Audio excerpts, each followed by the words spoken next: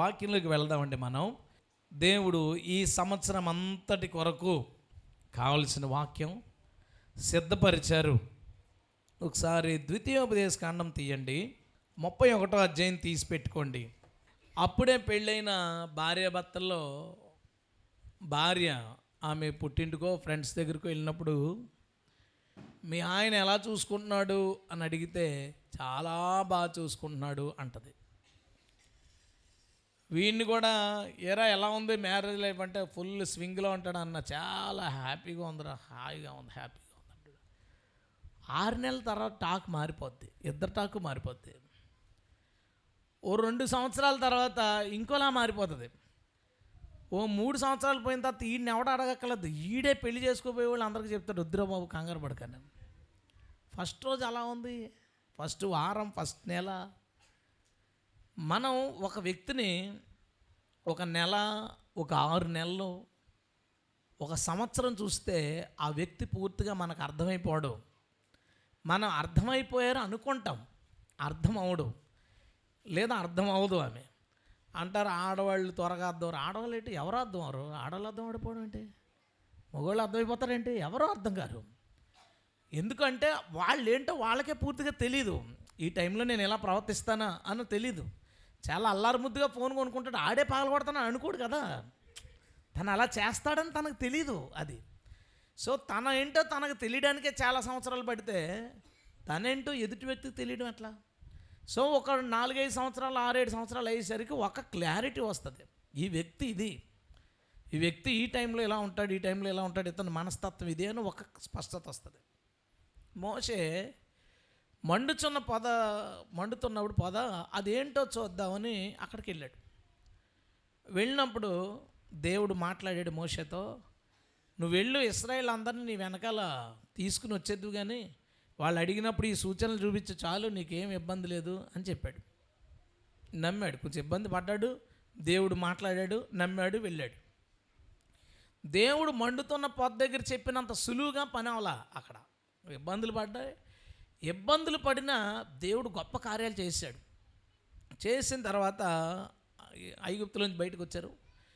బయటకు వచ్చిన తర్వాత ఇంకా ఇశ్రాయేల్ ప్రవర్తన కావచ్చు, ఫరో వెనకాల వెంబడించడం కావచ్చు, అరణ్యంలో వాళ్ళకి ఎదురైన కరువులు, ఇబ్బందులు, సమస్యలు, ప్రజల తిరుగుబాటు, ఇవన్నీ చూస్తూ చూస్తూ దేవుడితో ఇంకా ఇంకా ఇంకా కనెక్షన్ పెరిగింది.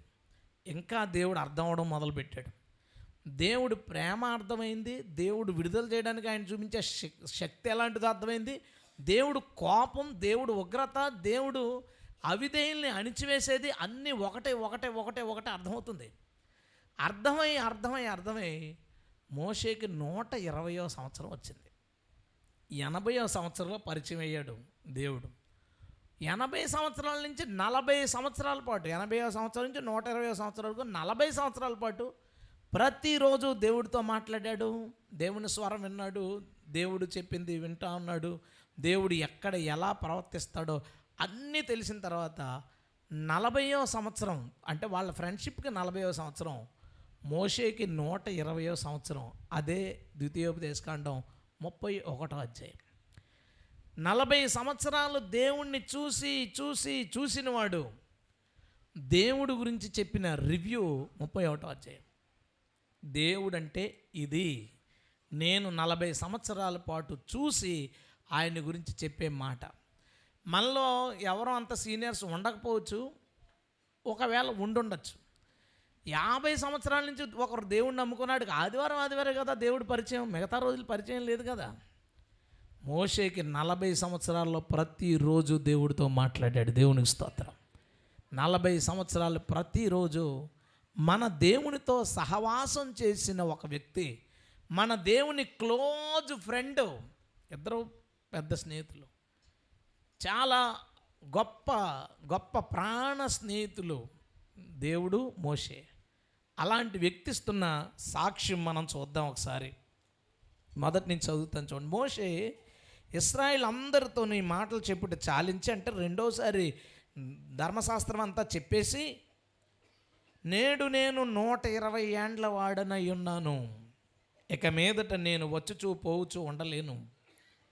యెహోవా నన్ను ఈ యొర్దాను దాటొద్దని చెప్పాడు, కాబట్టి మీరు వెళ్ళండి, దేవుడు మీకు తోడుగా ఉంటాడు. 5వ వచనం, నేను మీకు ఆజ్ఞాపించిన దాన్ని అంతను బట్టి మీరు వారికి చేయనట్లు యెహోవా మీ చేతికి శత్రువులను అప్పగిస్తానని చెప్పి నిబ్బరము కలిగి ధైర్యంగా ఉండండి, భయపడకండి, వారిని చూసి దిగులు పడకండి అని చెప్పి, నీతో కూడా వచ్చువాడు నీ దేవుడైన యెహోవాయే, ఆయన నిన్ను విడవడు, నిన్ను ఎడబాయుడు. హల్లెలూయా. ఒక 40 సంవత్సరాలు కూడా ఉండి మోషే చెప్పిన ఒక సాక్ష్యం ఏంటంటే దేవుని గురించి, ఆయన మిమ్మల్ని విడవడు, ఎడబాయుడు. జనరల్గా చెప్పిన పదం కాదు అది, 40 సంవత్సరాలు చూసి ఇచ్చిన రివ్యూ. కంటిన్యూషన్లో 7వ వచనం, మరియు మోషే యెహోషువను పిలిచి, నీవు నిబ్బరము కలిగి ధైర్యంగా ఉండుము, యెహోవా ఈ ప్రజలకిచ్చుటకు వారి పితరులతో ప్రమాణం చేసిన దేశమునకు నీవు వీరిని కూడా పోయి దాన్ని వీరితో కూడా పోయి దాన్ని వారికి స్వాధీనపరచవలను. ఇక్కడ మళ్ళీ ఒక మాట చెప్పాడు చూడండి, నీ ముందర నడుచువాడు యెహోవా, ఆయన నీకు తోడైయుండును, ఆయన నిన్ను విడువడు, నిన్ను ఎడబాయుడు, భయపడకము, విస్మయమొందకమని ఇశ్రాయేలీలందరి ఎదుట అతనితో చెప్పెను. హల్లెలూయా. నీ దేవుడైన యెహోవా నీకు తోడై ఉండును, నీ దేవుడైన యెహోవా నీకు తోడై ఉండును, ఆయన నిన్ను విడిచిపెట్టడు, నిన్ను వదలడు. ఈ మాట మనం చాలాసార్లు చూసి ఉండొచ్చు, కానీ అది ఏ పాస్టర్ గారో చెప్పినట్టుగా తీసుకుని ఉండొచ్చు, బైబిల్లో రాయబడిన ఒక వచనంగా తీసుకుని ఉండొచ్చు. ఈరోజు మాత్రం మోషే అనే ఒక వ్యక్తి 40 సంవత్సరాల పాటు కూడా తిరిగి దేవుని కొరకు ఇచ్చిన సాక్ష్యం, దేవుని కొరకు ఇచ్చిన సాక్ష్యం, నీవు కంగారు పడకు యెహోషువ, నీ ముందు నడిచేవాడు యెహోవా, ఆయన ఎలాంటోడో తెలుసా, ఆయన నీకు తోడయ్యుండును. హల్లెలూయా. దేవుడు మనకి ఈ సంవత్సరం ఇస్తున్న మాట, ఆయన మనకి తోడయ్యుండువాడు. హల్లెలూయా. ఆయన మనకు తోడయ్యుండువాడు. హల్లెలూయా. ఒకసారి ప్రభు చనిపోయిన తర్వాత సమాధి ఖాళీగా ఉంది, పరిగెత్తుకెళ్ళి చూశారు వీళ్ళందరూ, ఏమైపోయాడు తెలియలేదు, కంగారు పడుతున్నారు, నమ్మేవాడు ఒకడో నమ్మనవాడు ఒకడో గందరగోళం. అందరూ 2 శిష్యులు నడుచుకుంటా మళ్ళీ ఈ అమ్మాయికి వెళ్ళి దారి వెళ్తుంటే వీళ్ళిద్దరూ మాట్లాడుకుంటూ వెళ్తుంటే ఇంకొక ఆయన వచ్చి వాళ్ళతో జాయిన్ అయ్యాడు. జాయిన్ అయ్యి నడుచుకుంటూ వెళ్తున్నారు. మనకు అది లోకాసు వార్తలో కనబడుతుంది కదా, ఒకసారి తీద్దాం అందరూ. లోకాసు వార్త 24వ అధ్యాయం 13 నుంచి, అదిగో ఆ దినమందే వారిలో ఇద్దరు యెరూషలేమునకు ఆమడ దూరమున ఉన్న ఈ అమ్మాయి అను ఒక గ్రామమునకు వెళ్ళుచు జరిగిన ఈ సంగతులన్నిటిని గురించి ఒకరితో ఒకరు సంభాషిస్తున్నారు. వారు సంభాషించుచు ఆలోచించుకొనుచుండగా యేసు తానే దగ్గరకు వచ్చి వారితో కూడా నడచెను. హల్లెలూయా. ఎంత బాగుందండి మాట.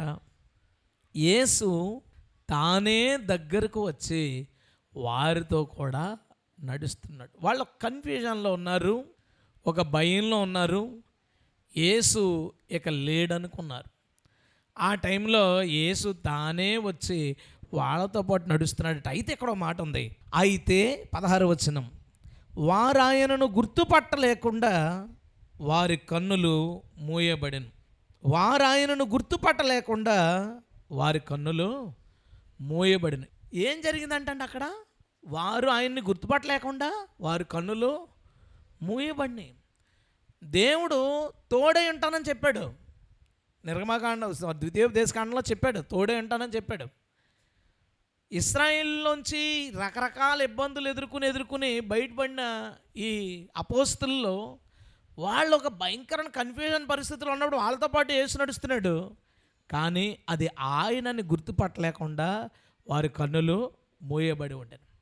దేవుడు మనకి తోడై ఉంటాడు, కానీ కొన్నిసార్లు దాన్ని చూడకుండా మన కన్నులు మూయబడతాయి. అవి చూడకుండా మన కన్నులు మూయబడతాయి. ఈరోజు మనం ఏం చేయబోతున్నాం అంటే, దేవుడు ముసుగు చాటున ఉండి మనకి తోడే నడిపించే సందర్భాలు ఎన్నో ఉంటాయి. ఈరోజు ఆ ముసుగు తీయబోతున్నాం. దేవునికి స్తోత్రం. దేవుడు ఏ చాటు నుంచి పనిచేస్తున్నా, ఏ కోణంలోంచి పనిచేస్తున్నా, అంటే ఇదే సందర్భం. ఈ మెసేజ్ అయిపోయిన తర్వాత వీళ్ళిద్దరూ నడుచుకున్నట్టు మనలో ఇద్దరు నడుచుకుంటుంటే ప్రభు మనతో కూడా నడుస్తుంటే మన కన్నులు మూయబడవు. నువ్వు యేసు ప్రభు కదా అంటాం. నువ్వు యేసువే కదా మాతో నడుస్తున్నవాడు.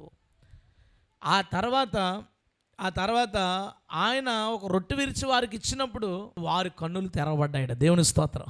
హల్లెలూయా.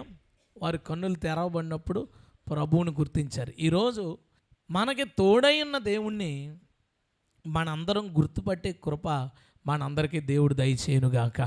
ఆమెన్. హల్లెలూయా. అసలు దేవుడు ఎట్లా తోడుంటాడు, ఆయన ఎలాంటి సహాయాలు మనకు చేయడానికి తోడుంటాడు అనే విషయాన్ని మనం షార్ట్గా చూడడానికి ప్రయత్నం చేద్దాం.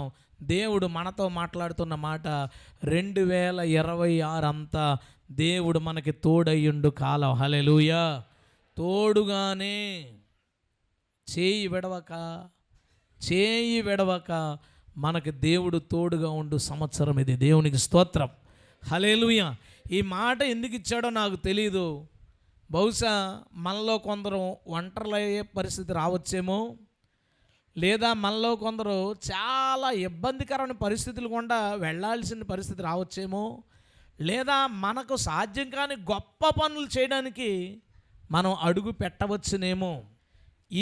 ఈ పరిస్థితులు ఉన్నప్పుడు మాత్రమే దేవుడు ఎలాంటిది మాట్లాడతాడు. ఈ పరిస్థితుల్లో మనకి తోడుగా ఉండేది ఈరోజు వాక్యం. హల్లెలూయా. మొత్తం 365 రోజులకి దీనిని జ్ఞాపకం చేసుకుందాం. దేవుడు మనకి తోడై ఉండేవాడు. హల్లెలూయా. ప్రభు వెళ్ళిపోతున్నప్పుడు అపోస్తలులందరిలో ఒక పెద్ద ప్రశ్న, వెళ్ళిపోతున్నాడు, నెక్స్ట్ ఏంటి? నెక్స్ట్ మన పరిస్థితి ఏంటి? వెళ్ళిపోతున్నాడు, ఏంటి పరిస్థితి? ఆయన వెళ్ళిపోతా ఆఖరి మాట, ఇదిగో యుగ సమాప్తి వరకు నేను మీకు తోడై ఉన్నాను. హల్లెలూయా. నేను తోడై ఉన్నాను. తోడై ఉన్న దేవుడు. ఆయన కనబట్టలేదు అక్కడి నుంచి, కానీ తోడై ఉన్నాడు. ముందు కనబడ్డాడు, తర్వాత కనబడినట్టు ఉన్నాడు, తర్వాత కనబడకుండా వెళ్ళిపోయాడు. కానీ ఎప్పుడు మాత్రం ఒకటే మాట, ఆయన మనకు తోడై ఉన్న దేవుడు. హల్లెలూయా. ఎలాంటప్పుడు తోడై ఉంటాడు? ఎలా తోడై ఉంటాడు? ఎలాంటప్పుడు తోడై ఉంటాడు? ఎలా తోడై ఉంటాడు? ఒక రిఫరెన్స్ మీకు చూపిస్తాను. యెషయా గ్రంథం 60వ అధ్యాయం. యెషయా గ్రంథం 60వ అధ్యాయం 22వ వచనం నేను చదువుతున్నాను చూడండి. వారిలో ఒంటరైన వాడు 10,000 మంది అగును, ఎన్నిక లేనివాడు బలమైన జనమగును. యెషయా గ్రంథం 60వ అధ్యాయం 22వ వచనం. వారిలో ఒంటరి అయిన వాడు 1000 మంది అగును, ఎన్నిక లేనివాడు బలమైన జనమగును. యెహోవానగు నేను తగిన కాలమున, ఇన్ ద రైట్ టైం అని ఉంటుంది, తగిన కాలమున ఈ కార్యమును త్వరపెట్టుదును. దేవునికి స్తోత్రం. హల్లెలూయా.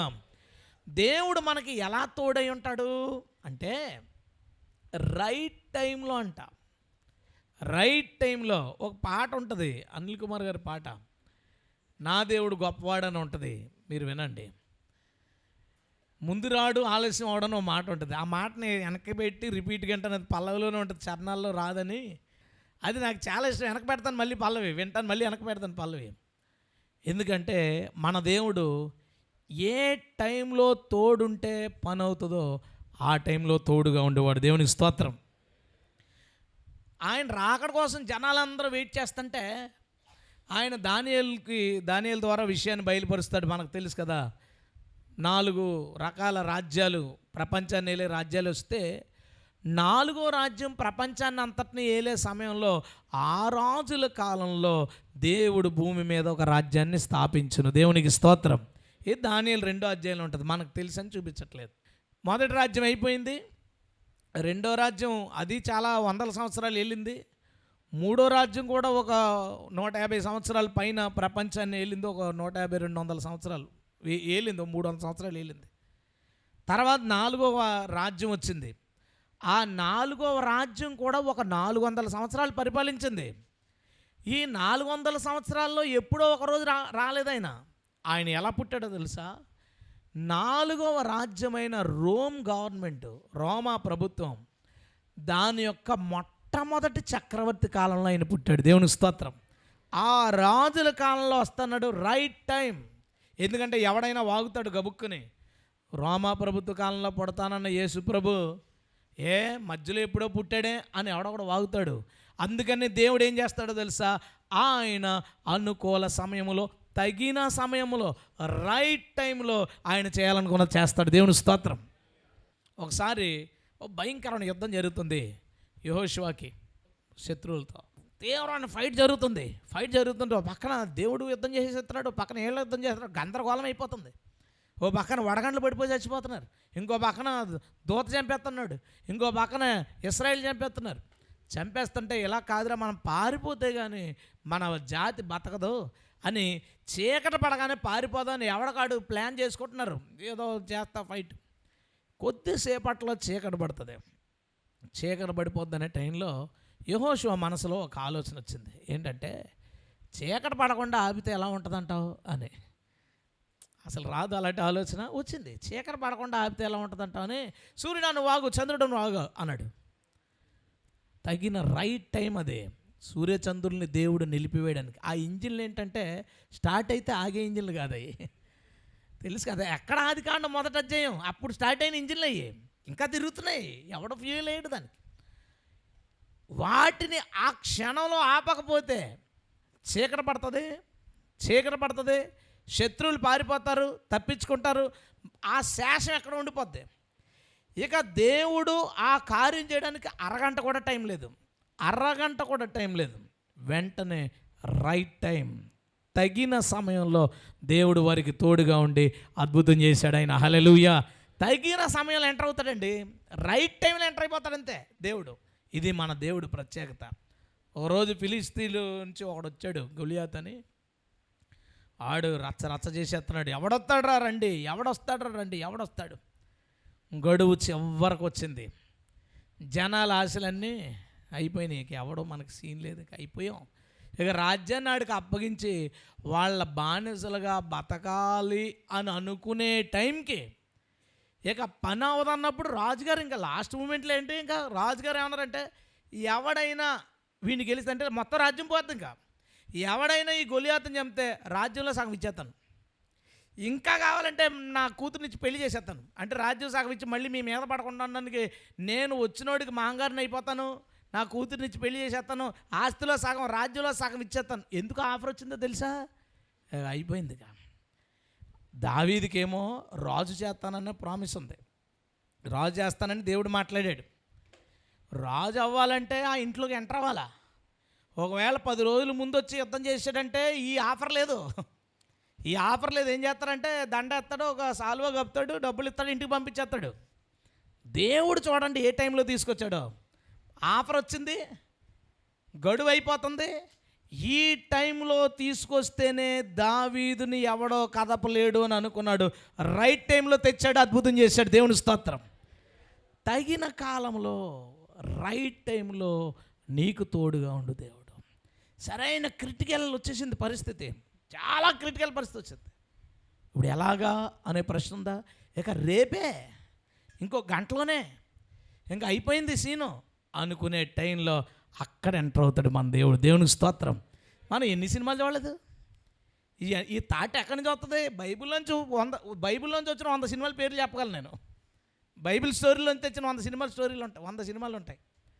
అందులో అత్యధికంగా తీసుకున్న పాయింట్ ఏంటో తెలుసా? బైబిల్లోంచి ఇక విలన్స్ చంపేపోతుంటారు, కత్తి ఇక్కడ దాకా వచ్చేది, అప్పుడు దాకా ఆడు ఎక్కడ ఉంటాడో తెలియదు హీరో. ఆడు కరెక్ట్గా టైంకి వచ్చేలా ఆపుతాడు. ఇది మన దేవుని ట్రిక్, అది దేవుని స్తోత్రం. తగిన సమయంలో ఇప్పుడు వస్తేనే ఎంట్రన్స్ బాగుంటుంది అని అనుకుంటాడు, అప్పుడు అడుగు పెడతాడు. దేవుని స్తోత్రం. నువ్వు నీ లైఫ్లో ఏదైనా చాలా ఇంకా అయిపోయింది పీక్, ఇక వెళ్ళగానే నన్ను ఇంట్లో చంపేస్తారు అని అనుకున్నావా, వెంటనే పక్కన ఇంకోటి కూడా అనుకో, ఇదే రైట్ టైం, హీరో ఎంటర్ అయిపోతాడు. దేవుని స్తోత్రం. ఇదే రైట్ టైం, ఎంటర్ అయిపోతాడు. ఎన్ని చూసాం నా జీవితంలో, మన జీవితాల్లో ఎన్నో చూసాం, ఇంకెన్నో చూడబోతున్నాం ఈ సంవత్సరంలో. హల్లెలూయా. హీరో గారు రైట్ టైంలో ఎంట్రన్స్ ఎత్తుంటారు ఈసారి. హల్లెలూయా. ఇక అయిపోయింది అనుకునేసరికి వచ్చేస్తాడు, వస్తాడు, ఆయన ఏం చేస్తాడో ఆ పని చేస్తాడు. హల్లెలూయా. అబ్రాహాము గురించి మన అందరికీ తెలిసిందే కదా. లేక బిడ్డ పుట్టాడు, పాలు విడిచాడు, ఎదిగాడు. 12-13 సంవత్సరాల వయసు వచ్చింది. రాత్రి దర్శనంలో ఎంత అద్భుతంగా, నాకు చదువుతున్నప్పుడు ఎంత అద్భుతంగా అనిపించిందంటే, రాత్రి పడుకున్నప్పుడు దేవుడు మాట్లాడేట, నీ ఒక్కడే ఉన్న కొడుకుని తీసుకొచ్చి నాకు పలానా పర్వతం మీద, మోరియా పర్వతం మీద బలిచ్చే అన్నాడు. ఉదయం లేచి జనరల్గా ఏమనుకుంటామంటే, నేనైతే లేదు మనలో ఎవరన్నా ఇచ్చేద్దాం, లేదు దేవుడే కదా ఇచ్చాడు అనుకుంటే కనుక ఇచ్చేద్దాంలే, ఒక వారం రోజులు ఆడుకుని పిల్లడితో ఉంటుంది కదా, అచ్చట ముచ్చట ఫోటోలు తీయించుకొని అక్కడికి ఇక్కడికి అడిగినవి అన్నీ తిప్పేసి తీసుకెళ్దాం అనుకో. ఉదయాన లేచి తనని లేపి రెడీ చేసి, కట్టెలు రెడీ చేసి, నిప్పు రెడీ చేసి, గాడిదకి గంతలు కట్టి పొద్దున్నే బయలుదేరిపోయాడండి. ఎవరండి అలా చేస్తారు? పొద్దునే బయలుదేరిపోయాడు, పర్వతం మీద తీసుకెళ్ళాడు, కట్టెలు పెరిచాడు, చేతులు కట్టేశాడు, వర్కర్స్ కింద వదిలేశాడు, ఆపేస్తారు కదా. దారిలో ఈ కట్టెలు పేరుస్తుంటే ఇస్సాక్ అంటాడు కదా, డాడీ మరి వదకి దహన బలికి గొర్రె పిల్ల ఎక్కడ ఉంది అంటే, రెగ్యులర్గా చేస్తాడు కాబట్టి, చూస్తాడు కాబట్టి తనకు తెలుసు. ఓ మాట అన్నాడు, దేవుడే చూసుకుంటాడులే. కానీ తనకు తెలుసు తన కొడుకుని తన చేతులతో నరికి చంపాలి అని తనకు తెలుసు. కానీ పిల్లోడు భయపడతాడు కదా, దేవుడు చూసుకుంటాడు అని అన్నాడు. పేర్చేసి చేతులు కాళ్ళు కట్టేశాడు, పడుకోబెట్టాడు. నరికేద్దామని చెప్పి కత్తి పైకి తీసి కరెక్ట్గా వేస్తుంటే మన హీరో ఎప్పుడు వస్తాడు? మళ్ళీ చెప్పండి గట్టిగా. కాదు, ఇది రెండో పాయింట్. ఓకే, నరకపోతుంటే ఆగన్నాడు, ఆగాడు. నువ్వు ఒక్కరై ఉన్న బిడ్డని నాకు ఇవ్వడానికి వినతీయలేదు కాబట్టి, ఇందు నిమిత్తం నువ్వు నాకు భయపడతావు, నాకు అర్థమైంది. అదిగో ఆల్రెడీ నీకంటే ముందు వచ్చి గొర్రె పిల్లని అక్కడ పెట్టాను. దేవుడి స్తోత్రం. మన దేవుడు రైట్ టైంలో హెల్ప్ చేస్తాడు, అది మొదటి విషయం. రెండో విషయం ఏంటో తెలుసా? మనం ఇందాక వచ్చిన చదివాం, యెహోవా నీకు తోడైండును, నీకు ముందుగా వెళ్ళును. హల్లెలూయా. ముందు రోజు సాయంత్రం, ముందు రోజు మధ్యాహ్నం గొర్రెలు మేపుతున్నాడు ఒకడు, మేపుతున్నప్పుడు ఒక గొర్రెకి చిటికేశాడు. ఈయన ముందు రోజు వెళ్ళిపోయాడు మోరియా పర్వతం దగ్గర. అది చూసింది, వచ్చేమన్నాడు, వచ్చింది, సైడ్ అయిపోయింది. అది వీళ్ళు ఎక్కెట్టుకోలేదు, మందరం ఎత్తుకుపోయాడు. అది ఆ రోజు రాత్రి నుంచి కొమ్ము చిక్కుకుని అది అక్కడ ఉంది. ఈయన పొద్దున్నే బయలుదేరి అక్కడికి వెళ్ళాడు. నీ దేవుడు నీకు అవసరమైనప్పుడు, నీకు కష్టం వస్తున్నప్పుడు నీకంటే ముందెళ్ళి అక్కడ ఉంటాడు. హల్లెలూయా. ఇదిగో అంటాడు నిర్గమకాండంలో, నేను నా దూతను నీకు ముందుగా పంపుతున్నాను, అతడు వెళ్ళి నీకున్న ఇబ్బందులేంటి పక్క తీసి త్రోవలను సరాలం చేయను. హల్లెలూయా. దేవుడు నీకంటే ముందు వెళ్ళబోతున్నాడు. అది నువ్వు చేయలేని పని, నీకంటే ముందు వెళ్తాడు. అక్కడే చేసి పని అప్పుడే ఎంటర్ అవుతాడు. నేను అందుకే అన్నాను, దేవుడు ఎన్ని రకాలుగా తోడుంటాడో చెప్పబోతున్నాను నేను. దేవుడు తోడైండు, దేవుడే. మనం అబ్రహాముకు తోడై ఉన్నాడు, వెరీ గుడ్. కానీ అబ్రహాం కంటే ముందెళ్ళి అక్కడ గొర్రెని సెట్ చేసుకున్నాడు. హల్లెలూయా. దేవుడు అబ్రహాముని నమ్మేశాడు, గ్యారంటీగా కత్తేస్తాడు, ఆ టైంకి ఉపయోగపడతాను తెచ్చి రెడీ పెట్టుకున్నాడు. దేవుడు నమ్మేశాడు. ఇందు నిమిత్తం నీవు నాకు భయపడుచున్నావని నాకు తెలియను. నాకు తెలుసు, ఇదేంటో తెలుసా, ప్రపంచమంతటికి ఒక వార్త చెప్పాలనుకున్నాడు. హల్లెలూయా. ఆయనకు ముందు తెలుసు కాబట్టే గొర్రెని అక్కడ పెట్టాడు. మనం కొన్నిసార్లు ఏదైనా అనుకున్నప్పుడు పెద్ద పని ఒకటి ఉంది, ఇది చేయాలి, ఎలాగా తెలీదు. ఈ అవగాహన సదస్సులు చాలా పెద్ద పని అంటే చాలా పెద్ద పని. దీనికి ఓ 4-5 సంవత్సరాలు, 6-7 సంవత్సరాలు, 8 సంవత్సరాలు, 10 సంవత్సరాలు ముందు పరిచయమైన వాళ్ళు ఉన్నారు దీంట్లో హెల్ప్ చేసేవాళ్ళు. సడన్గా ఊరెళ్ళేసరికి వాళ్ళు ఫోన్ చేసి వాళ్ళు ఇంకా ఉంటారు, అన్నా మీరా చెప్పండి అంటే ఇది అంటే వాళ్ళని వీళ్ళ దగ్గరికి తిప్పుతారు. ఇంకొక చోట అసలు ఆ ఊరిలో తెలిసిన వాళ్ళు ఎవరు లేరు, అక్కడికి వెళ్తాం. వెళ్ళినప్పుడు అక్కడ మీటింగ్ పెట్టాలి, ఎలాగా అని అనుకునేసరికి, బ్రదర్ మీరు మా ప్రాంతంలో పెడతారా? మీరెవరండి? నేను మా అమ్మమ్మ గారి ఇంటికి వచ్చినప్పుడు ఆ ఊరిలో అక్కడ పెట్టారండి మీరు మీటింగు, అది చూశానండి, బాగుంది, ఇక్కడ నేను ఎవరి దగ్గర తీసుకెళ్తానో అక్కడ తీసుకెళ్తాను. వీళ్ళ అమ్మమ్మ గారి ఇంటికి ఎందుకు వెళ్ళాడు? ఇప్పుడు అర్థమైందా? నీ దేవుడు నీకంటే ముందు వెళ్ళేవాడు. హల్లెలూయా. ఏమేం కావాలో అవన్నీ సెట్ చేస్తాడు. అవి తీసుకోవడానికే మనకు నీరసం వచ్చేది చాలాసార్లు. అవి తీసుకోవడానికి ఎవరెవరు ఎప్పుడెప్పుడోళ్ళు మనందరి లైఫ్లో కూడా అంతే. దేవుడు నీకేదన్నా చాలు. ఎందుకు మోహన్ ఉన్నాడు, సూర్యాపేటలో మీటింగ్ గ్రాండ్ సక్సెస్. కారణం ఏంటి? మోహన్ వాళ్ళ చర్చిలో చెప్పాడు. ఈ మోహన్ ఎప్పుడోడు ఎన్ని సంవత్సరాలు అవుద్ది? 2012 అంట. అంతకెంతటోడువా నువ్వు నాతో? 2012 2025 13 సంవత్సరాల ముందు నడిచాడు దేవుడు. 13 సంవత్సరాల ముందు వెళ్ళి అక్కడ గొర్రెని సెట్ చేశాడు. పల్లెలేదులేండి దేవుడు, అలాగా దేవుడు వాడుకున్నాడు. దేవునికి స్తోత్రం. నేను ఇలాంటి సాక్ష్యాలు నా లైఫ్ అంతా అనుభవిస్తూనే ఉన్నాను. ఏదైనా అవసరమై ఒక ప్రాంతానికి వెళ్ళేసరికి అక్కడ వాళ్ళు ఎక్కడో మీటింగ్కి వెళ్ళిన వాళ్ళు కనబడతారు. నేను పలానా పాస్టర్ గారు చర్చ్ మెంబర్నండి, మీరు నాకు తెలిసి అంటారు. మీరు చూడలేదు అలాంటి ఎప్పుడుని? ఎంఆర్ ఆఫీస్లో అందరం నేను పక్క దోసేస్తున్నప్పుడు సడన్గా మీరా అని ఒకడు ఉంటాడు అక్కడ. మీరు ఎప్పుడు వచ్చారంటే, ఎప్పుడు వచ్చారేంటి మనకంటే ముందే. సడన్గా టైంకి వచ్చాడంటే మొదటి పాయింట్, అది ముందు వచ్చాడంటే అది రెండో పాయింట్. దేవుని స్తోత్రం. నా లైఫ్లో ఎప్పుడూ ఎక్కువ అడ్వాన్స్డ్, నాకంటే ముందెళ్ళి ఆయన నాకు దారి సరళం చేస్తున్నారు. ఎందుకంటే నేను బలహీనుడు కాబట్టి. దేవుని స్తోత్రం. మీరందరూ నమ్మండి, మీ జీవితాల్లో మీకు ఏం కావాలన్నా దేవుడు ముందుగా అక్కడికి వెళ్ళి దానిని నీకు సమకూర్చు. దేవుడు హల్లెలూయా. ఇంకా గట్టిగా చెప్పు హల్లెలూయా. నీకంటే ముందెళ్ళి చేస్తాడు. ఆయనకి ఎంత పెద్ద ప్లాన్ ఉంటుందో. నాకు ఆయన బాగా పరిచయం కదా. ఏదని చేసినప్పుడు నేను అనుకుంటా, ఇది ఎప్పటి నుంచి ప్లాన్ చేశాడు, ఇది అసలు ఇది ఎప్పటిది, ఇది అప్పటిది, ఇది ఎప్పుడోది, అప్పటి నుంచి చేశాడన్నమాట ప్లాన్. అప్పటి నుంచి ఏర్పాటు చేసుకున్నాడు అనమాట. నీవు ఇక ముందు నీ జీవితంలో దేవుడు ముందుగా వెళ్ళి చేసినవి ఏమైనా జరిగితే, ఈ అమ్మాయి దారిలో వెళ్ళినప్పుడు పక్కన ఉన్నవాడు తెలియనట్టు ఉండకూడదు. ఇది అన్వెయిలింగ్ గాడ్. దేవుడు వేసుకున్న ముసుగుని ఈరోజు మనం తీస్తున్నాం. దేవుని స్తోత్రం. ఇప్పుడు మనం ఎక్స్పెక్ట్ చేయం కదా, మోరియా పర్వతం ముందు రోజు సాయంత్రం నుంచి అక్కడే కూర్చున్నాడని. అక్కడే ఉన్నాడు. అది తెలియలేదు. యెహోవా చూచుకొను అన్నాడు. యెహోవా చూసేసుకున్నాడు ఆల్రెడీ. దేవుని స్తోత్రం. యెహోవా చూచుకొను అన్నాడు, చూస్తాడులే అని. చూసేశాడు ఆల్రెడీ.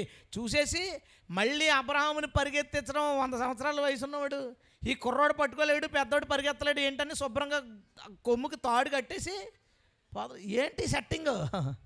ఇదే దేవుడు మనకి తోడై ఉండి మనకు ముందుగా వెళ్ళుట. హల్లెలూయా. మనం చేయబోయే వాటిలో మనకి ఏ ఇబ్బంది కలగకుండా ముందే దేవుడు మన కొరకు కొందరిని ఏర్పాటు చేస్తాడు. అవి తలుచుకున్నప్పుడల్లా, అంటే నేను కొన్ని గుర్తుపడతాను, కొన్ని తర్వాత కొంచెం లేటుగా గుర్తుపడతాను. మ్యాక్సిమం నాకు తెలుసు కదా ఈయన సంగతి, నేను కూడా నువ్వు చూసుకుంటావులే, నువ్వు ఆల్రెడీ ఏదో ప్లాన్ చేస్తావులే. మన మీద కేసు పడినప్పుడు లారీ ఎవరిని పెట్టాలో తెలీదు. అప్పటికి కొద్ది కాలం ముందు మన టీం మెంబర్కి ఒక లాయర్ పరిచయం అయ్యారంట. ఆవిడ ఫోన్ చేసి, నాకు లాయర్ ఉన్నారు బ్రదర్, మీకు ఎలా తెలుసు అంటే, అదే ఈ మధ్యన పరిచయం అయ్యారు. ఎందుకు ఈ మధ్యన పరిచయం అయ్యాడు చెప్పాలి గట్టిగా. దేవుడు సమస్య కంటే ముందు పరిష్కారం దగ్గరికి వెళ్తాడు. హల్లెలూయా. నువ్వు సమస్యను చూస్తున్నావు, ఈసారి ఏం చూస్తావు తెలుసా? పరిష్కారం దగ్గర కూర్చుని ఏం చేస్తున్నాడో చూద్దాం. పరిష్కారం దగ్గరికి పోయి ఎలా చేస్తున్నాడో చూద్దాం. అప్పుడు మనలో విశ్వాసం టన్నుల్లో ఉంటుంది. దేవునికి స్తోత్రం. ఈ భక్తులు ఎలాంటి వాళ్ళు అనుకుంటున్నావు? ఏమన్నా 40 సంవత్సరాలు చూసి ఏమన్నాడు తెలుసా? యెహోషువ భయపడకో, భయపడే పరిస్థితులు వస్తాయి. నేను అలా అనుకున్నాను. నేను ఈ 40 సంవత్సరాలు చూసిన దేవుడు యెహోవా ఎంత ప్రౌడ్గా చెప్పుంటాడన్నమాట. చదివితే, నీ ముందర నడుచువాడు యెహోవా, హల్లెలూయా, ఆయన నీకు తోడైండును, నీ ముందర నడుచును. దేవునికి స్తోత్రం. అస్సలు తల వెంట్రుకంత చింత వద్దు, ఏమీ ఆలోచించకు. అందరూ ఆలోచించేసుకుని బుర్రలు పాడు చేసేసుకుని రోగాలు తెచ్చేసుకుని కుళ్ళిపోయి ఏడ్చేసి, ఒక్కొక్కరు నా దగ్గరికి ఫోన్ చేసినప్పుడు, ఏమండి మా అమ్మాయి 16వ సంవత్సరం అండి, పెళ్లి గురించి చింత ఉందంటే నేను కాళ్ళు ఫోన్ వేస్తాను. నేను మళ్ళీ ఇంకా చాలా టైం ఉంది అప్పుడు ఎత్తుదామని. వీళ్ళకొంద కంగారు, దేవుడికి లేదు కంగారు. నీకెందుకు కంగారు? ఆల్రెడీ దేవుడు వెళ్ళిపోయి అక్కడ ఎవరినప్పుడు, ఇప్పుడు నువ్వు నీ కూతురు కోసం పెళ్లి సంబంధం చూడాలనుకున్నా, ప్రభు నీ చిత్తం చేయంటే అప్పుడు పుడతాడాడు. నా మాట అర్థమైందా నీకు? నీకు అల్లుడు ఎప్పుడు పుడతాడు? నీ కూతురు కంటే ముందు పుట్టాడు. నువ్వు అల్లుడిని ఎత్తుక్కోవడం గొప్ప అనుకుంటున్నావు. కాదు, దేవుడు ఆల్రెడీ అల్లుడిని పుట్టించేసి నువ్వు కూతురు కండం కోసం వెయిట్ చేశాడు. దేవునికి స్తోత్రం. ఎందుకు నీకు కంగారు? సిల్లీ థాట్ కాదా? ఎత్తపోతే ఫోన్ ఎత్తలేదంటారు. అదో సమస్య. నీ కూతురు కంటే ముందు అల్లుడిని పుట్టించుకున్నప్పుడు దేవుడు నీ కంగారేంటి? నాకు అర్థం అలా. నీ ముందర నడుచువాడు ఎన్ని సంవత్సరాల ముందరన్నా నడుస్తాడు, కొన్నిసార్లు ఎన్నో వందల సంవత్సరాల ముందు నడుస్తాడు. హల్లెలూయా. ఇది దేవుడు నీ ముందర నడుచువాడు యెహోవా. ఎంత అద్భుతమైన మాట. యెహోవా నడుస్తున్నాడు, ఆయన నీకు తోడై ఉన్నాడు, ఆయన నీ ముందర నడుచువాడు. హల్లెలూయా. ఒకరోజు ఇశ్రాయేల్ పాపాలు చేసుకుంటూ పోయారు. దేవుడిక ఇక అయిపోయింది, మీరు శాపంలోకి వెళ్ళాలి, శాపంలోకి వెళ్ళిపోవాలి. ఇర్మియా గగ్గోలు పెట్టాడు, పట్టించుకోలేదు. యెహెజ్కేలు గగ్గోలు పెట్టాడు, పట్టించుకోలేదు. మొత్తానికి నెబుకద్నెజర్ దాడి చేశాడు. చేసిన తర్వాత ఇశ్రాయేల్లో చాలామందిని చంపేశారు. కొంతమందిని మంచి బలం, ఏ హెల్త్ ప్రాబ్లం లేని వాళ్ళు, శరీర అవయవాల్లో లోపాలు లేని వాళ్ళు, ఇలాంటి వాళ్ళని కుర్రోళ్ళని ఓ బ్యాచ్ని, వందల్లోనే బ్యాచ్ని పట్టుకుపోయారు. ఆ బ్యాచ్లో చాలా తెలివైన వాళ్ళు ఎవరంటే దానియేలు, హనన్యా, మిషాయేలు, అజర్యా. వీళ్ళు నలుగురు చాలా తెలివైన వాళ్ళు, చాలా జ్ఞానం కలిగిన వాళ్ళు, చాలా చురుకైన వాళ్ళు. సో ఈ బానిసలుగా ఎత్తుపోయిన వాళ్ళు కొంతమందినేమో కూలి పనికి పెట్టారు, కొంతమందినేమో సైనికుల్లో పడేశారు. తెలివైన జ్ఞానుల్ని ఈ కోటలో పనిచేయడం కోసం ట్రైనింగ్కి ఒకడికి అప్పగించారు. అప్పగించిన తర్వాత వెళ్ళారండి. వెళ్ళిన తర్వాత నిలబడ్డారు. నిలబడ్డ తర్వాత నీ పేరేంటి అని అడిగాడు. దానియేలు అన్నాడు. దానియేలు వద్దు, నీ పేరు బెల్షస్సర్ అని మార్చేస్తాను అన్నాడు. మాట్లాడడానికి అవకాశం ఉందా? లేదు, మాట్లాడడానికి అవకాశం లేదు. హనన్యా, మిషాయేలు, అజర్యా, ఎంత మంచి పేర్లు ఉండాలి. దానియేలు యెహోవా నా న్యాయాధిపతి, యెహోవా దయచూపువాడు ఒకరి పేరు, యెహోవాకు సాటైన వాడు ఎవరు, యెహోవా తోడు ఉండువాడు. ఇలాంటి గొప్ప పేర్లు, ప్రతి పేరులో యెహోవా కలిసేలా పెట్టారండి వాళ్ళ తల్లిదండ్రులు. వాళ్ళ నలుగురు పేరులో యెహోవా కలిసేలాగా అల్లారు ముద్దుగా పెట్టుకున్నారు పేరు. నలుగురిని నిలబెట్టారండి, పేర్లు మార్చేశారు. ఒకడికేమో దానియేలుకి వాళ్ళ బబులోని దేవుడి పేరు పెట్టారు, ఇంకొకడికి సూర్యచంద్రులను ఆరాధించేవాడని పెట్టారు, ఇంకొకడికి ఇంకో దేవత పేరు పెట్టాడు, ఇంకో దేవత పేరు పెట్టాడు. మనం ఎప్పుడు ఆలోచించండి, ఒకసారి ఆలోచించండి, ఆ ప్లేస్లో నిలబడితే హృదయం ఎంత కోతకి గురి అవుతుంది, ఎంత కోతకి.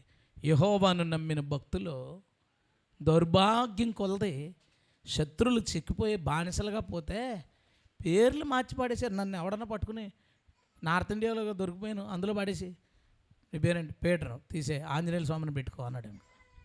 నన్ను ఎవడన్నా అంజీ అని పిలిస్తే ఎలా ఉంటుందండి? ఎంత నలిగిపోద్ది మనసు, ఎంత నలిగిపోద్ది మనసు. పేర్లు మార్చేశారు, వాళ్ళ వస్త్రధారణ మార్చేశారు. గుండెల్లో బాధ చేత్తో పట్టుకుని కళ్ళల్లో నీళ్ళు అలా పెట్టుకుని ఒకే ఒక్కటి నోరు తెరిచి అడిగారు, ఆ ఫుడ్ మాత్రం పెట్టకండి, చంపేసినా పర్లేదు. దిగజార్చారు, పేర్లు మార్చేశారు, మా అవతారాలు మార్చేశారు. ఇది ఒక్కటే చేయండి అంటే అతనేమన్నాడో తెలుసా? కొద్ది రోజులు చూస్తాను, తేడా ఉందంటే ఫుడ్ పెడతాను, తినకపోతే లేపేస్తాను తప్ప అదే ఫుడ్ తినాలి అన్నాడు.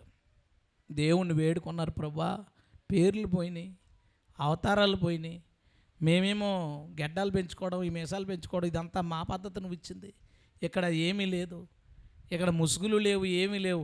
అసలు ఇప్పుడు క్రైస్తవ స్త్రీ బలవంతం మీద అన్నిళ్ళ ఇంటికి పెళ్లి చేసి పంపించినప్పుడు వాళ్ళు బొట్టు పెట్టి ఇదంతా చేసి పూజలు చేస్తుంటే ఆమె ఎలా నలిగిపోతుంది. కొంతమంది సాక్ష్యాలు నాకు ఫోన్ చేసినప్పుడు ఏడ్చేస్తారు, ఎవరో చచ్చిపోయినట్టు ఏడ్చేస్తారు. అన్న నా వల్ల కావట్లేదు అని, నా వల్ల కావట్లేదు అని, ఇది నేను చేయలేకపోతున్నాను, నా వల్ల కావట్లేదు. అలాంటి ఒక బాధ వాళ్ళు అనుభవించారు. ఒకరోజు నెబుకద్నెజర్ కల వచ్చింది, కల మర్చిపోయాడు. అందరికీ కబురు పెట్టాడు, ఎవరో చెప్పలేకపోయారు. అయితే మన దేశంలో ఉన్న జ్ఞానులందరినీ చంపేద్దాం అనుకున్నాడు. వీళ్ళేమో జ్ఞానులకి ట్రైనింగ్ అవుతున్నారు, సో జూనియర్స్ కూడా లేచిపోతారు. ప్రార్థన చేసుకున్నాడు, దేవుడు వెళ్ళమన్నాడు, వెళ్ళాడు. వెళ్ళి వచ్చిన కళ ఏంటో చెప్పాడు, కళ గుర్తొచ్చింది వెంటనే. కళ భావం చెప్పాడు. కళ భావం చెప్పిన తర్వాత నెబుకద్నెజర్ ఏం చేశాడో ఒకసారి చూద్దాం. దానియేలు గ్రంథం 2:46.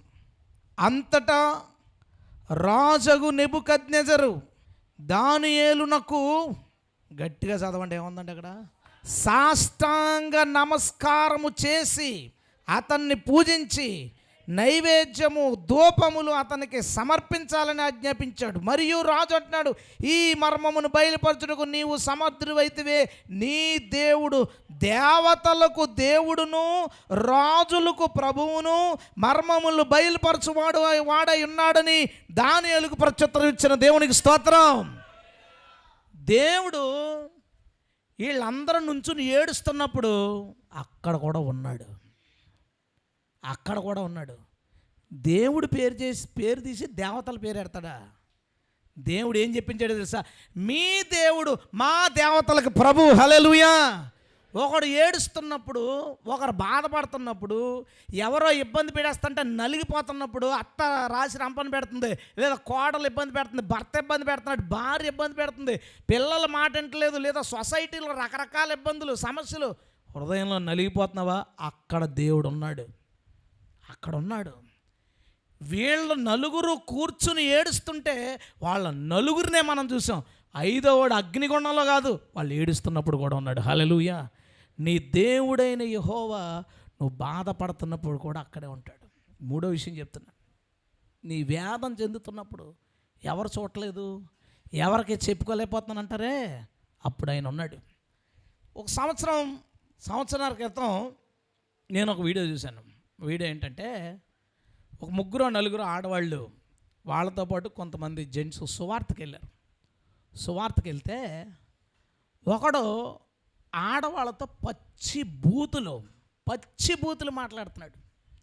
ఎవరితో తిరుగుదామని వచ్చేవి, నీ భర్త మొగోడు కదా అని అడిగాడు. ఇంకా పచ్చిగా అడిగాడు. నేను చాలా కట్ చేసి చెప్పాను. తలదించుకున్నారు, ఏడ్చారు.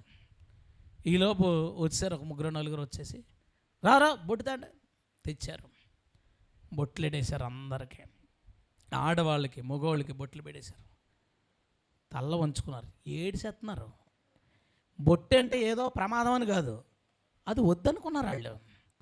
వాళ్ళు వద్దనుకున్నది నీవు నైతిక విలువలు మర్చిపోయి, నైతిక ఆలోచన జ్ఞానం మర్చిపోయి వాళ్ళు వద్దన్నది నువ్వు బలవంతంగా చేసి ఇప్పుడు జై శ్రీరామ్ చెప్పమని అడుగుతుంటే మగవాళ్ళు చెప్పట్లా, ఆడవాళ్ళు సైలెంట్ ఉంటే ఒక అతన్ని పట్టుకుని, అందులో మెయిన్ లీడ్ చేసి అతన్ని పట్టుకుని కింద పడుకోబెట్టి తన్నేస్తున్నారండి. ఎక్కడ పడితే అక్కడ తన్నేస్తున్నారు. కడుపులో ఏంటి ముఖం మీద తన్నేస్తుంటే అది చూసి తట్టుకోలేక ఆ ఆడవాళ్ళు వాళ్ళ కాళ్ళ మీద పడిపోయి జై శ్రీరామ్ అని గట్టిగా అరిచారు.